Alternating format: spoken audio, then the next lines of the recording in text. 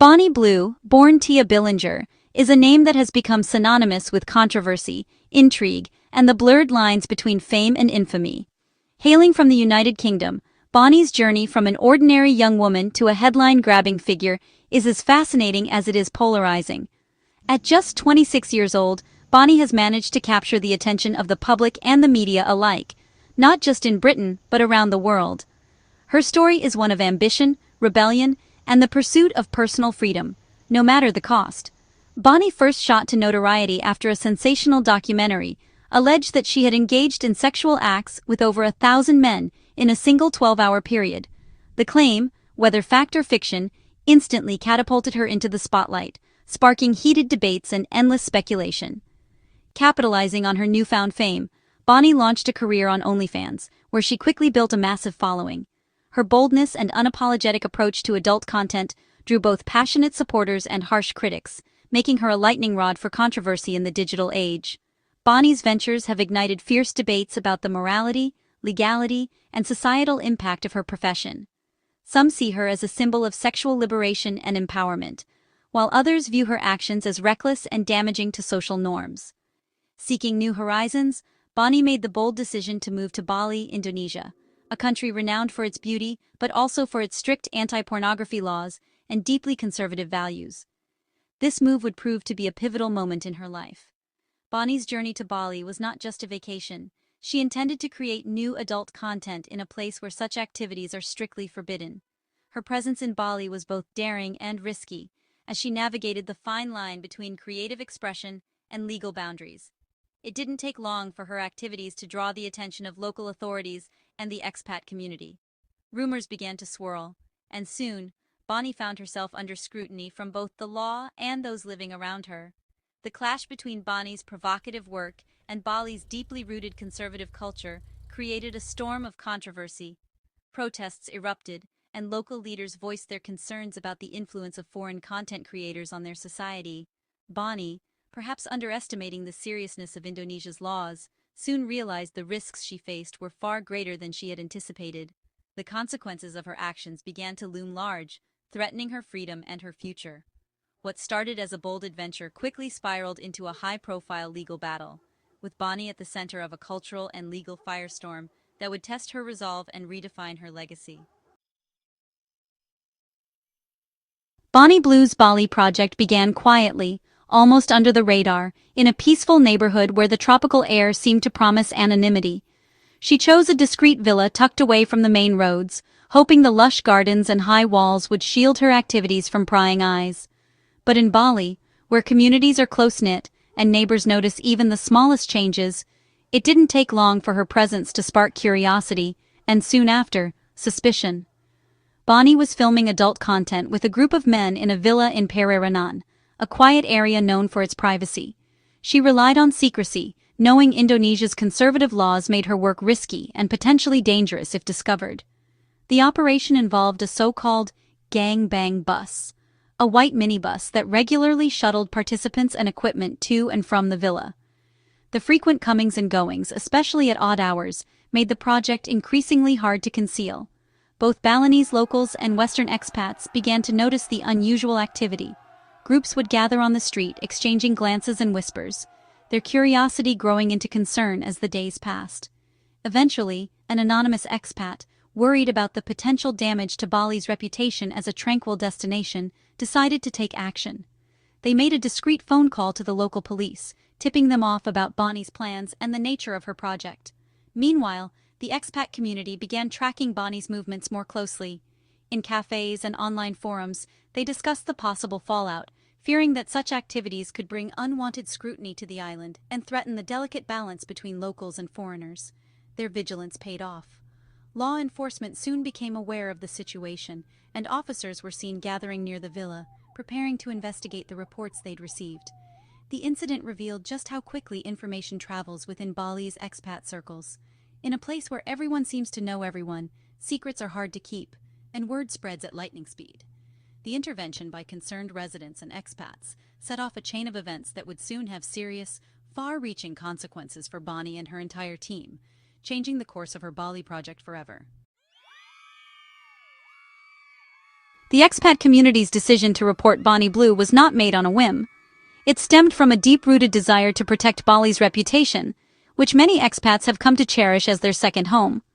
For them, Bali is more than just a tropical paradise.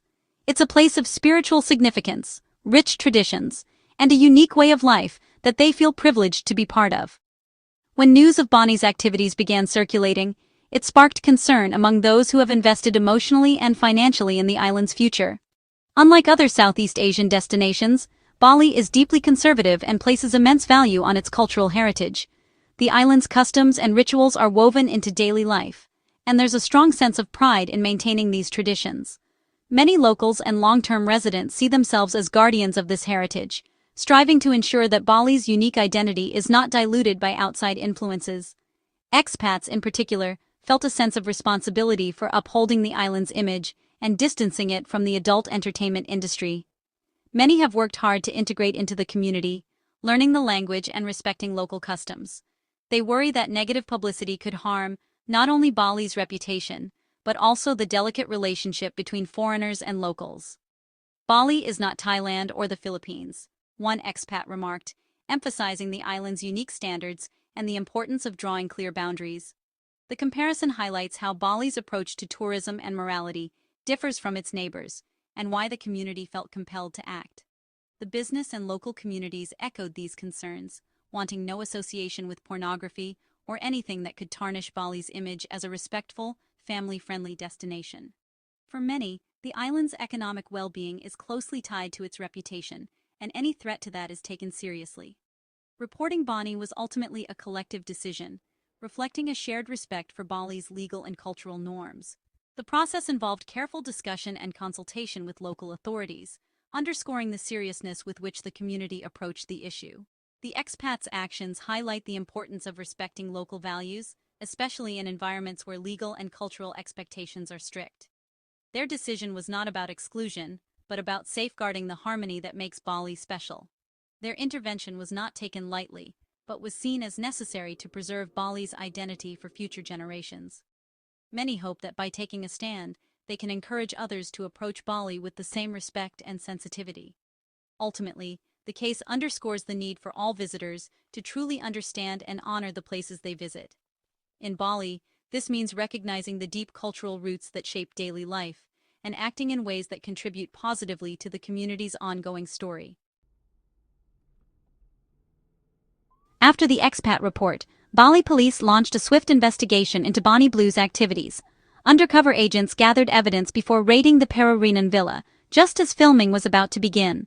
Authorities seized the bus, cameras, condoms, enhancement pills, and USB drives.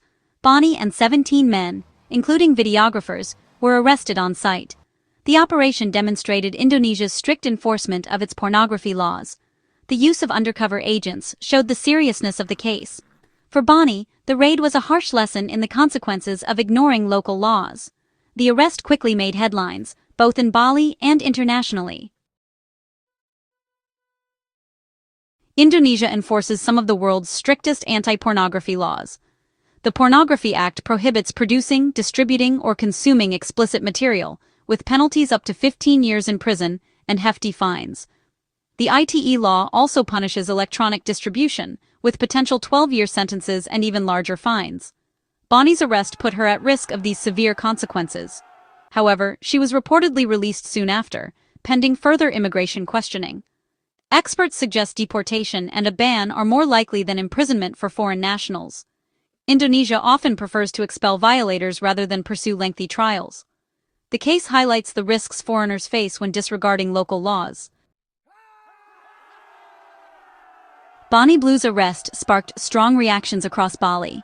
The business community welcomed the move, eager to protect the island's upscale reputation.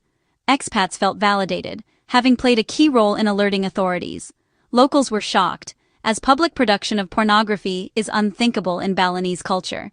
The incident fueled calls for stricter law enforcement. International media coverage brought global attention to Bali's legal and cultural landscape. The case reminded visitors of the importance of respecting local customs. It also highlighted the active role expats can play in upholding community standards. Bonnie Blue's arrest is significant for several reasons. It demonstrates Indonesia's uncompromising stance on pornography.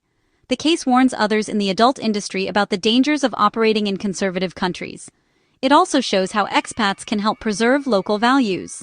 The incident may influence the type of tourists Bali attracts in the future.